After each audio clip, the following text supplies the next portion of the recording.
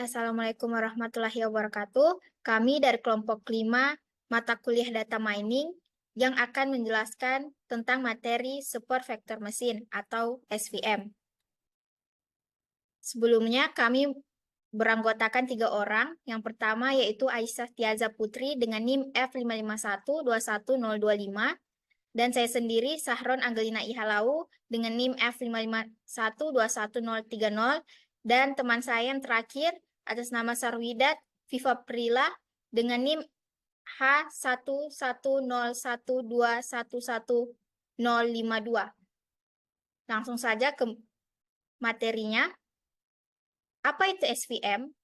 SVM kepanjangan dari Support Vector Machine yang merupakan salah satu metode dalam Support Vertex Learning yang biasanya digunakan untuk klasifikasi seperti Support Vector Classification dan regresi Support Vector Regression. Dalam pemodelan klasifikasi, SVM memiliki konsep yang lebih matang dan lebih jelas secara matematis dibandingkan dengan teknik-teknik klasifikasi lainnya. SVM juga dapat mengatasi masalah klasifikasi dan regresi dengan linear maupun non-linear. Selanjutnya kita masuk di struktur SVM. Cara kerja SVM didasarkan pada SRM atau Structural Risk Minimization yang dirancang untuk mengolah data menjadi hyperplane yang mengklasifikasikan ruang input menjadi 2 kelas. Struktur SVM yang pertama yaitu adalah hyperplane. Hyperplane adalah batas keputusan yang membedakan 2 kelas dalam SVM. Titik data yang jatuh di kedua sisi hyperplane dapat dikaitkan dengan kelas yang berbeda.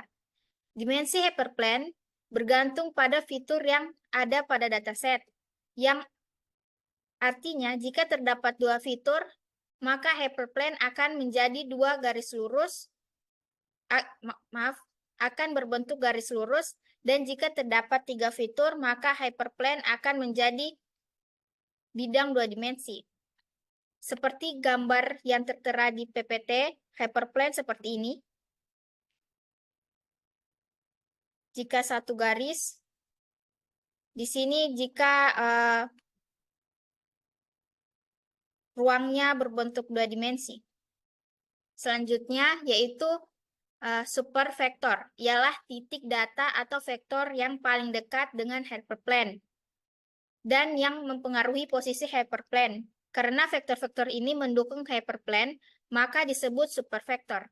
Supervektor ini adalah yang ini. Titik-titik yang super hyperplane juga terbagi menjadi 2 kelas, yaitu ada hyperplane negatif dan hyperplane positif. Selanjutnya yaitu margin adalah jarak antara supervektor dari masing-masing kelas di sekitar hyperplane. Pada gambar di bawah, margin diilustrasikan dengan jarak antara 2 garis putus. Margin terbesar adalah max margin, dapat ditemukan dengan memaksimalkan nilai jarak antara hyperplane dan titik terdekatnya. Dapat dilihat pada gambar di bagian bawah kanan, memiliki margin lebih besar daripada bagian kiri. Secara intuitif, margin yang lebih besar akan menghasilkan performa klasifikasi yang lebih baik, seperti gambar di bawah ini. Selanjutnya akan dijelaskan oleh teman saya, Aisyah. Baik, saya lanjut. Di sini ada tahapan algoritma SVM. Ada 6 tahapan ya. Yang pertama yaitu memvisualisasikan data. Lalu yang kedua itu meminimalkan nilai margin. Lalu yang ketiga mencari persamaan hyperplane. Yang keempat memvisualisasikan hyperplane. Yang kelima melakukan pengujian data. Lalu yang terakhir melakukan klasifikasi.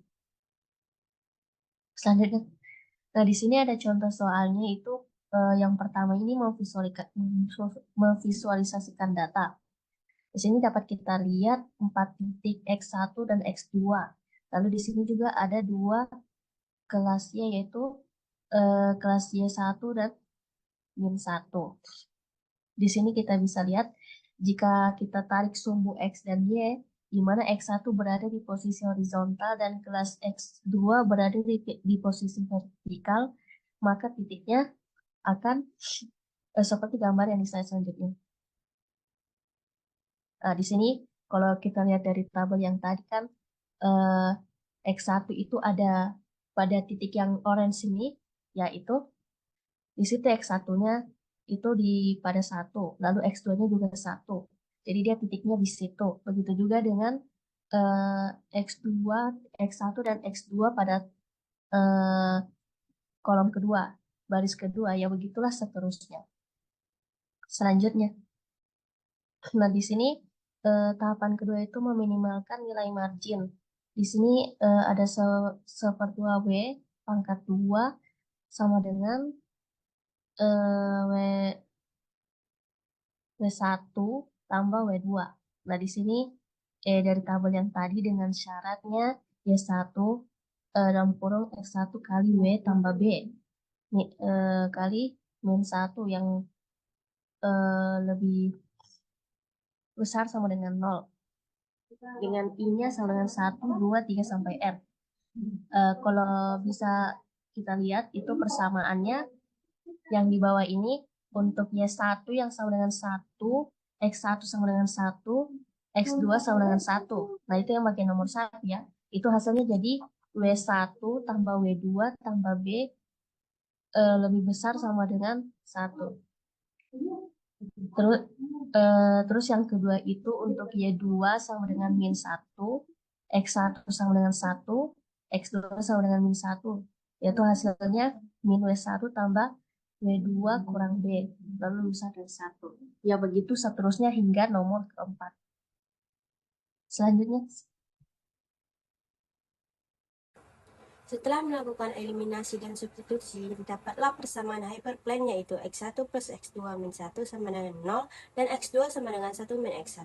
Nah, tabel di samping dihitung dengan cara memasukkan nilai X1 ke persamaan X2. Contohnya X2 sama dengan 1 min X1, jadi X2 sama dengan 1 min 2 sama dengan 3. Jadinya nilai X2-nya 3. Untuk seterusnya juga begitu. Nah, karena titik-titik X1 dan X2 sudah dicari, untuk visualisasi garis hyperplane tinggal menyesuaikan dengan titik X1 dan X2 seperti gambar berikut. Selanjutnya, melakukan pengujian data dengan fungsi fx sama dengan X1 min X2 min 1. Dengan menggunakan contoh X1 0 dan X2 5. Jadi 0 tambah 5 min 1 sama dengan 4. Nah, karena 4 itu posisinya di atas garis hyperplane dan di atas 0, jadi hasilnya plus 1. Begitu juga sebaliknya, jika hasilnya di bawah 0 berarti hasilnya min 1. Kelebihan dan kekurangannya apa sih? Nah, kelebihannya adalah efektif dalam ruang fitur yang berukuran besar, dapat menangani data dengan jumlah dimensi yang besar. Yang terakhir, efektif dalam kasus di mana jumlah fitur lebih besar dari jumlah sampel. Sedangkan kekurangannya adalah tidak efisien dalam menangani data yang sangat besar, rentan terhadap overfitting jika jumlah fitur lebih besar dari jumlah sampel, dan terakhir, sensitif terhadap pemilihan kernel dan parameter kernel. Sekian pemaparan dari kelompok kami. Mohon maaf jika ada salah-salah kata. Wassalamualaikum warahmatullahi wabarakatuh.